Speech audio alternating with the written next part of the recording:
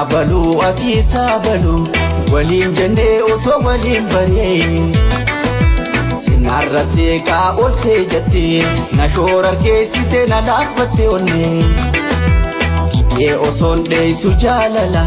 onnee togabsiifte balbala Akkolte haasawaa halaa bifaa fi unkaa kan kee jala Arawana mijoytu ningala iftaanin deebi'ee silaala Jema hafte narra abdito mana dorkite mala Ada jalalatin kabte dinahite Injala dajete abdina khelmite Yemte anadifte iwaina dandamte